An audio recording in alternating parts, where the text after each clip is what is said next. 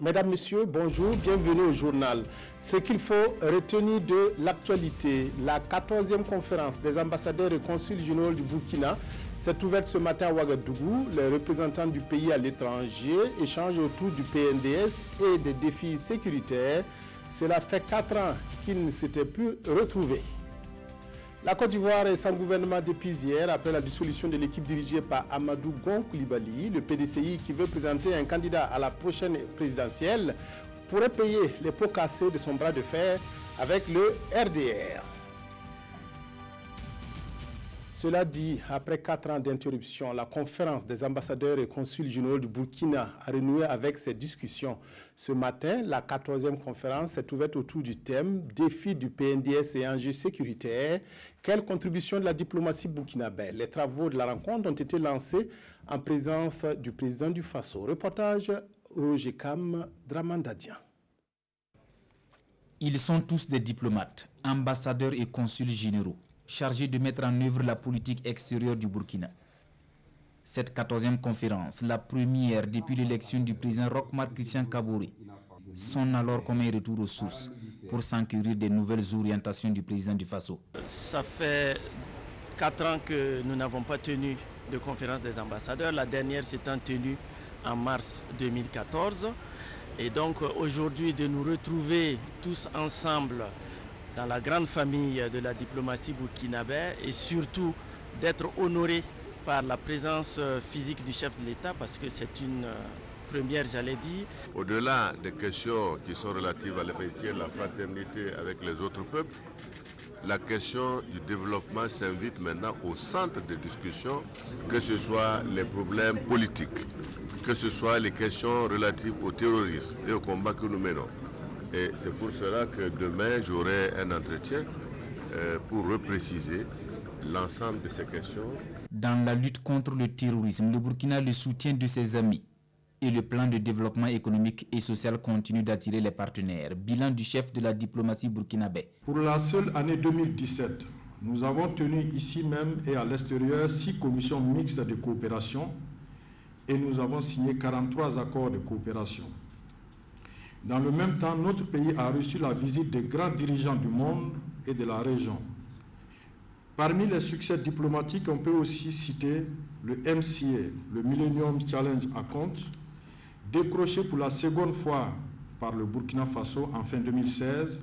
On peut citer aussi la levée du secret défense sur le dossier Sankara par les autorités françaises. L'image du pays des hommes intègres se vend bien à l'extérieur, mais il faut toujours continuer le travail. Le gouvernement est dans cette dynamique selon Alpha Bari avec la relance des relations de coopération entre Ouagadougou et Pékin. L'insécurité a fait hier une nouvelle victime. Un agent des douanes en service à Seba a été tué dans une attaque à une trentaine de kilomètres de la ville par 2 individus à moto. La dépouille de l'assistant des douanes, Joël Bondé, a été conduite à la morgue du CHR de Douri, d'où la levée du corps a eu lieu ce matin. La dépouille sera rapatriée à Ouagadougou. Nous reviendrons sur cet événement au cours de nos prochaines éditions. Ce communiqué, à l'occasion de la cérémonie officielle de lancement des travaux de construction de la mine de Waignon dans la commune de Niakorodougou, dans la province de la Léraba, région des Cascades, présidée par son Excellence, Monsieur le Premier ministre, chef du gouvernement, la Direction générale du protocole d'État convie les personnalités invitées demain, vendredi 6 juillet, à partir de 8 h sur l'aire de la dite cérémonie. L'heure limite d'arrivée est fixée à 9h30. Les 13e journées de l'entrepreneuriat burkinabé se tiennent depuis ce matin à l'initiative de la Maison de l'entreprise, énergie solaire et opportunités pour le secteur privé. Et la thématique au cours de laquelle se déroulent ces journées, elles seront marquées par des conférences publiques et des expositions. Oscar Soulama, Ruth Bini Ouattara. C'est dans des bouteilles d'1 litre. Mais maintenant, avec l'accompagnement de CEGEB en 2016, c'est ça qui m'a donné l'opportunité de pouvoir même payer le matériel pour conditionner dans ces petites bouteilles qui est facile à consommer sur place. Comme Madame Cabré, ils sont plus de 300 bénéficiaires de ces journées de l'entrepreneuriat en 13 années d'existence. Des bénéficiaires qui ont aussi permis la création de plus de 2000 emplois. Et pour la présente édition, 370 projets sont enregistrés pour un coût total de plus de 7 milliards de francs CFA. Le secteur privé bouge et à travers ces journées, c'est le renforcement d'une synergie d'action qui est prônée pour un développement des relations d'affaires et une promotion des projets. C'est toutes des personnes qui sont parties de zéro et qui arrivent à réaliser un chiffre d'affaires et il leur manque un certain nombre de détails pour s'épanouir au plan national, voire au plan international. Et nous nous réjouissons et nous allons travailler à rendre cet événement incontournable. Un secteur privé compétitif, oui, mais surtout affranchi de certaines pesanteurs socioculturelles et des caprices de l'énergie industrielle. D'où l'invite du gouvernement à l'appropriation de la nouvelle loi d'orientation de promotion des PME et un accompagnement vers la transition énergétique. C'est une activité d'une structure d'appui au secteur privé qui a décidé donc d'emboîter le pas du combat donc mené par le gouvernement à travers donc la mise en œuvre donc des ruptures du PNDS. Donc nous sommes venus donc pour saluer cela et dire que le gouvernement donc sera toujours aux côtés donc du secteur privé, sera aux côtés donc des industriels et que l'ensemble donc des réflexions et des recommandations qui viendront à être faites ici, nous allons donc tenir compte pour continuer à améliorer le dispositif et l'accès à l'énergie donc pour nos populations, pour les industriels. Ces 13e journées sont aussi une occasion pour la maison de l'entreprise de faire valoir de nouveaux produits comme la sécurisation des registres de commerce et de crédit mobilier, le programme Pantouflage pour une éventuelle reconversion des travailleurs retraités et le programme CEFAFI pour une facilitation d'accès des PME au financement. L'Association des municipalités du Burkina valide son plan stratégique pour les 5 années à venir. Ce document définit les grands axes pour l'achèvement du processus de décentralisation amorcé depuis quelques années. D'autre part, les maires veulent se doter de directives en matière de lutte contre l'insécurité et de changement climatique. Yacouba Gamene, Zalissa Sanfo. L'Association des municipalités du Burkina Faso AMBF définit ici les grands axes de son plan stratégique pour les 5 années à venir. Ce plan stratégique devrait permettre de relever les grands défis de la décentralisation. Et c'est là tout l'espoir de ces maires.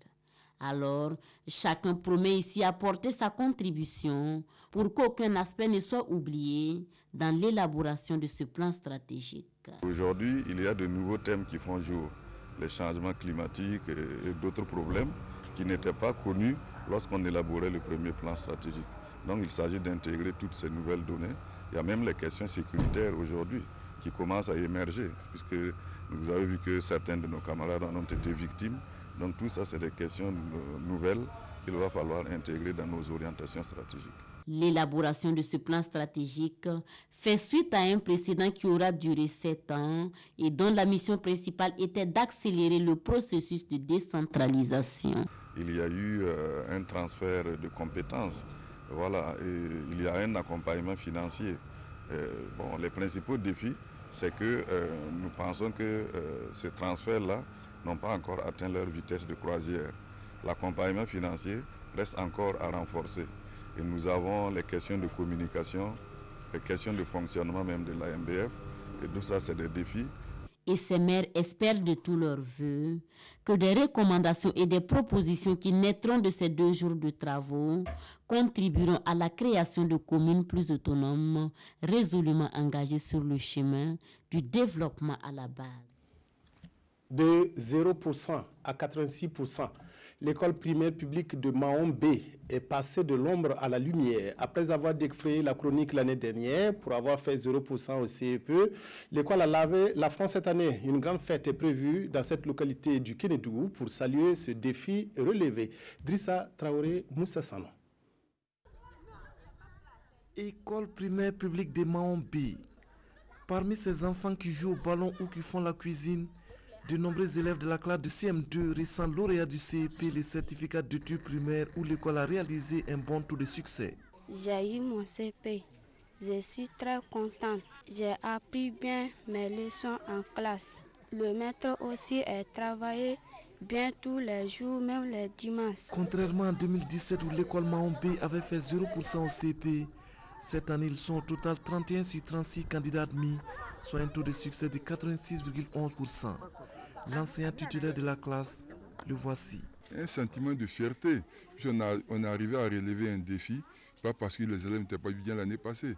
Il y a eu beaucoup de choses qui ont permis, qui ont fait que les résultats n'ont pas donné l'année passée, mais cette année, ça va. Et pourtant, les défis à relever étaient énormes. Patrick Noumou, lui-même nouvellement arrivé à l'école Mahombe, a conduit l'équipe enseignante. Une équipe remaniée à près de 90%. Au début, ce n'était pas évident, mais bon, avec les collègues et la direction régionale, la direction provinciale, ils nous ont beaucoup soutenus afin qu'on puisse parvenir à ces résultats. Des résultats qui honorent l'école Mahombe.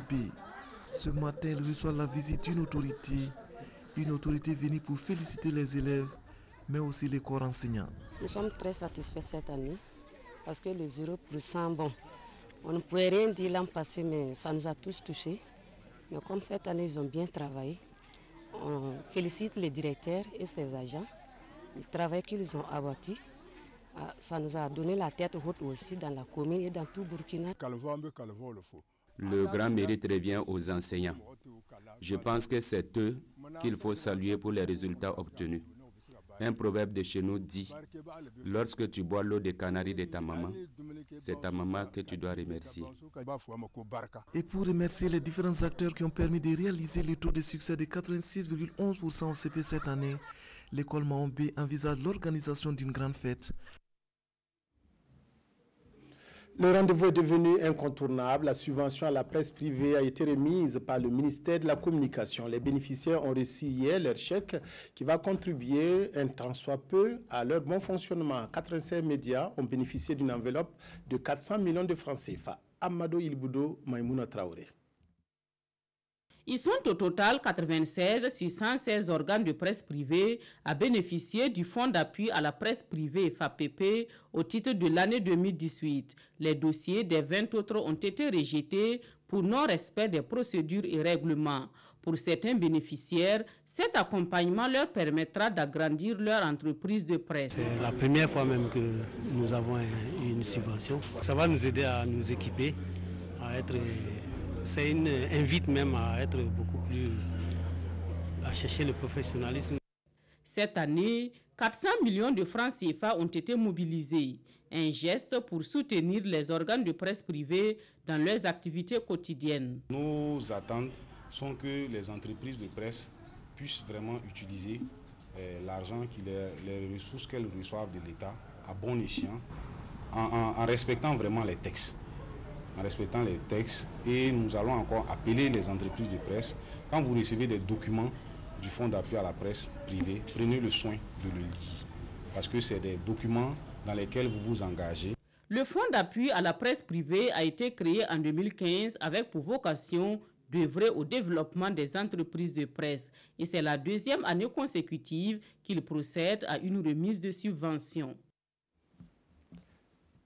Les téléspectateurs de la RTB pourront revoir bientôt sur le petit écran la série Affaires publiques. L'équipe de réalisation de la série est réunie à Koudougou dans le Boulkemde pour écrire de nouveaux scénarios. Pour cette nouvelle saison, 10 épisodes ont déjà été tournés et cette rencontre vise à recadrer le scénario pour rendre la série encore plus attractive. Daouda Ouattara, Adama Koulibaly, reportage.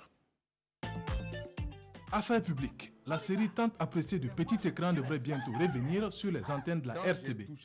L'équipe de réalisation de cette série est réunie ici à Koudougou dans le cadre d'un atelier de relecture du scénario de cette nouvelle saison. Nous avons avancé techniquement, artistiquement le scénario et je pense que très prochainement nous allons proposer quelque chose de très beau aux téléspectateurs. C'est une surprise. Très prochainement, nous allons démarrer le tournage. Et sur le terrain, je pense que vous viendrez nous rendre visite sur les plateaux pour constater qu'il y a quelque chose de nouveau que nous sommes en train de proposer aux téléspectateurs.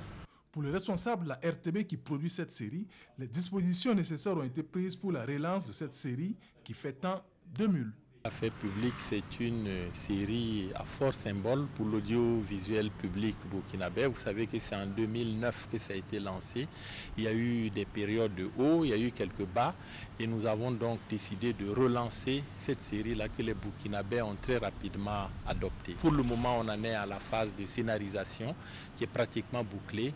Donc dans quelques semaines, le tournage lui-même va commencer. Et pour le grand bonheur donc des téléspectateurs. À bientôt donc pour le retour de la série Affaires publiques sur la RTB. En attendant, une dizaine d'épisodes a déjà été tournés. La fête nationale américaine du 4 juillet a été célébrée hier. Au Burkina, Independence Day a été commémorée par l'ambassade des États-Unis. Une occasion pour l'ambassadeur Andrew Young de rappeler l'engagement des citoyens américains à construire leur pays depuis des siècles. Le diplomate américain a aussi salué la résilience du peuple burkinabé. Jean-Hugues Bayala, Vincent Tendrebeogo.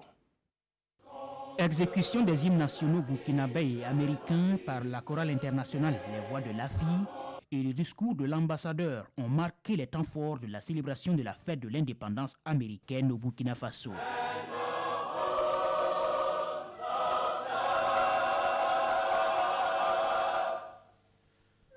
Devant plusieurs invités, dont des officiels burkinabés, l'ambassadeur Andrew Young rappelle l'histoire du 4 juillet, l'histoire de citoyens américains qui se sont engagés à montrer au monde un autre système de gouvernance. Ces citoyens croyaient au pouvoir du peuple d'être capable de tracer sa propre trajectoire. Ils étaient marchands, avocats, fermiers, médecins, enseignants. Certains avaient passé le temps en prison, d'autres avaient échoué à l'école. Il y avait ceux qui ont souffert de maladies telles que la fièvre jaune et le paludisme. Cet engagement perdure encore aujourd'hui, selon Andrew Young, avec plus de 60% des Américains qui font du bénévolat dans leur communauté. Je dois vous dire qu'également on voit cet engagement ici, chez les Burkinabés. Avec des ressources disponibles, vous avez créé un modèle d'intégrité, un modèle d'intégration, une capitale culturelle du continent. Et maintenant, vous faites l'expérience des menaces à votre société. Il y a l'extrémisme, les défis sécuritaires et les différentes contraintes au développement économique et social équitable. Le pays des hommes intègres peut compter sur les États-Unis, un partenaire engagé à ses côtés dans plusieurs domaines, comme la santé, où le gouvernement américain investira 14 milliards de francs CFA contre le paludisme en 2018. Et le second compact du Millennium Challenge Corporation viendra s'attaquer à la crise énergétique au Burkina Faso. Et pour une fête, ça en a été une avec des artistes musiciens Alif Naba et Nabaloum venus égayer le public. Les manœuvres politiques ont commencé en Côte d'Ivoire dans la perspective des élections de 2020. Le gouvernement a été dissous hier et seul reste en place le Premier ministre Amadou Gon Coulibaly. La nouvelle équipe sera formée et pourrait exclure de nombreux cadres du PDCI dont le péché mignon est de refuser de former un parti unique du RHDP avant les prochaines échéances électorales. Le nouveau cabinet devrait par contre inclure des partis favorables à ce rassemblement des oufouettistes. En Côte d'Ivoire, dissolution du gouvernement par le président Alassane Ouattara ce mercredi. Seul le Premier ministre Amadou Gon Coulibaly a été maintenu à son poste et chargé de réformer une nouvelle équipe qui pourrait faire l'impasse sur de nombreux cadres du PDCI. En mai, le chef de l'État avait déjà annoncé lors du congrès extraordinaire de son parti la formation de ce nouveau gouvernement qui rassemblerait tous les partis qui auront adopté les textes du parti unifié, le RHDP. Cette dissolution intervient effectivement au milieu de tensions au sein de la coalition gouvernementale. Le PDCI et le Rassemblement des Républicains RDR ont du mal à accorder leur violon sur la création d'un parti unifié. Le RDR veut impulser cette nouvelle formation politique avant 2020, tandis que son allié du PDCI estime qu'il faut le faire après la prochaine échéance électorale. Les élections présidentielles dans cette nation ouest-africaine sont prévues pour octobre 2020 et Ouattara a laissé entendre en avril qu'il était libre de se présenter à nouveau. La Côte d'Ivoire au centre de la revue de presse de Vincent Tendrebeogo. Dissolution du gouvernement ivoirien, le Niaga a commencé, titre l'observateur Palga. Le Premier ministre Amadou Gon Coulibaly, renvoyé par un premier décret, est aussitôt rappelé par un autre pour proposer une nouvelle équipe gouvernementale au sujet de laquelle les supputations vont bon train. Alors, qu'est-ce qui va se passer? Pour l'Obs, on devrait voir dans la nouvelle équipe des représentants des particules ou fouettistes comme le BIT, le MFA ou les deux PCI qui rejoindront le RDR dans la perspective du parti unique RHDP. Quant aux 13 ministres du PDCI, ils doivent être partis pour de bon puisque leur parti traîne les pieds à rejoindre le RHDP. Sauf que 6 d'entre eux ont tourné kazakh, se désolidarisant du Sphinx de Daoukro pour créer un mouvement dissident favorable au parti unifié. Et qui sait si ce n'est pour conserver leurs Marocains. Et c'est le RDR qui se frotte les mains, écrit le journal Le Pays. Mais il aurait tort de penser qu'il sortirait forcément gagnant d'une implosion du PDCI. En tout cas, l'idée d'un parti unifié qui devrait souder les héritiers de Houphouët-Boigny est en train de virer à la tour de Babel, où les acteurs ne parlent plus le même langage. Diviser pour mieux régner, ou l'approche kamikaze de Ouattara, selon aujourd'hui au Faso. Le grand danger de l'éloignement du PDCI pour le RDR, c'est de perdre les élections en 2020. Et historiquement, aucune formation politique ne peut gagner une élection à elle seule, rappelle le journal. C'est tout pour cette édition de 13h sur la RTB. Merci de votre aimable attention à votre petit écran.